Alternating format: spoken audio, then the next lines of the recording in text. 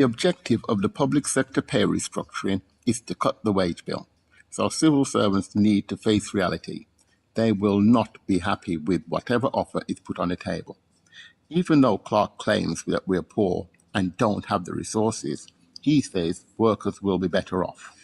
We'll implement the comprehensive public sector compensation restructuring to make our public sector compensation fairer, easier to understand, transparent, easily understood, sustainable, affordable, in a way that recognizes and rewards performance. Madam Speaker, we may not have a lot of resources, we may be poor, but we must be just. We will restore justice and internal equity to public sector compensation. We all know that parliamentarians are liars, and Clark is not much better than his buddy who cannot explain his wealth and doesn't even know who raised him. I was born in Spanish Town. Yes. Grew up at 56 Cumberland Road. 6. In a board house, 1 bedroom. 1. Grew up with my great grandmother. I was born in a 2-bedroom board house. Yes. At 56 Cumberland Road. Yes. In a Spanish Town. Mm-hmm. My father is still a farmer.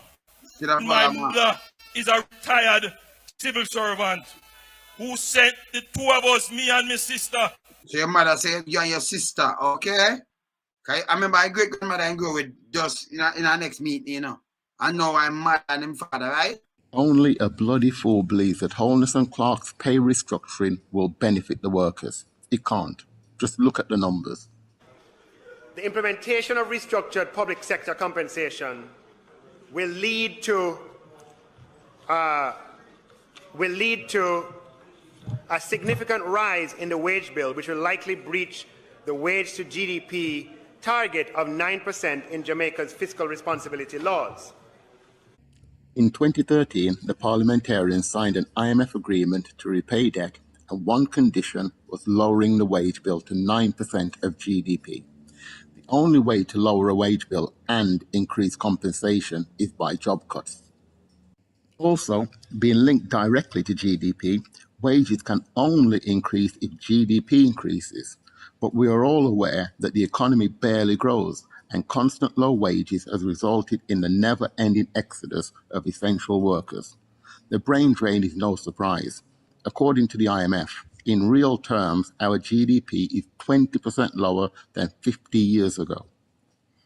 Here that the real per capita GDP, the real average income of Jamaicans is lower today, approximately 20% lower than it was 50 years ago. So anyone who thinks GDP will grow significantly needs mental help. The sad truth is that the second biggest contributor to the economy is remittances, that is charity. Tourism and call centres are the other drivers, but the governor of the Bank of Jamaica rightly referred to these jobs as low value. Added to the woes of workers is high inflation. Since the intervention of the IMF in 2013, the currency has depreciated from $99 to $158 to the US, and wage increases never ever even nearly match inflation, so workers get poorer. According to Clark, the current wage bill of 10.2% of GDP is too big, but due to restructuring, it is projected to rise to 11.4%. In this year, with the start of compensation restructuring, the wage to GDP ratios are projected to be 11.4%, and this has already prompted concern. The goal is to reduce the bill to 9%, so where will future pay rises come from to compensate for inflation? It is impossible. The only way public sector workers can be properly remunerated is by striking to demand a public review of the IMF agreement. It is the reason why there is no growth and no cash for wages. The objective is to reduce the debt in USD to around 60% of GDP. Today, it is around 95%, but it is not decreasing in Jamaican dollars. In 2013, it was just under $2 trillion. But at the end of 2021, it was 2.2 trillion. However, during those 9 years, well over 2.4 trillion had been spent servicing the debt. Let me repeat that. $2.4 trillion has been spent servicing a $2 trillion debt that has gone up by 10%. It is evil and treasonous to continue on this path. It is the reason why we don't have roads, bridges, markets, transport centres, no proper solid waste management, crap education and healthcare, a weak dollar, etc., etc., etc. The IMF agreement was designed to cripple Jamaica, and it is written in the law.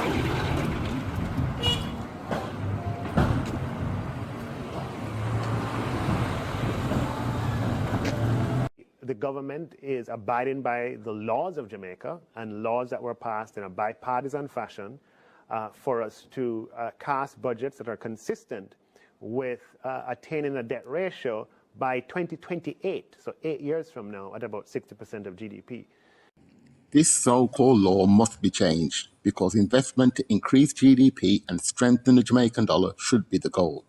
This year, Clark has allocated $307.5 billion to service debt, which is a whopping 34% of the budget. However, we have the fourth highest electricity rates in the world, but yet again, Clark allocated nothing to solar, which according to Paulwell, pays for itself in 3 years. Because the sun is free. Yes. So yes, you have to buy the equipment, you have to buy the panels, buy the inverter, but in 3 years, you pay back for that. This is yet another terrible and treasonous example of the criminal mismanagement of the people's money. The current policy is not working, so an alternative is needed. Suspend repayments, leave the ratio at 95%, increase the wage bill to 12%, and invest $1 billion US every year for 5 years in renewable energy projects and infrastructure. A high debt to GDP ratio is not a death sentence. Japan has had a ratio over 100% for 25 years and counting. These projects would create thousands and thousands of jobs, dramatically boost GDP, drastically reduce the import bill and strengthen the dollar, which would lower inflation and lower the debt in Jamaican dollars. The only way to sustainably increase wages is to increase GDP, and this can be done by creating an economy dependent on solar, wind and battery-powered industries and manufacturing.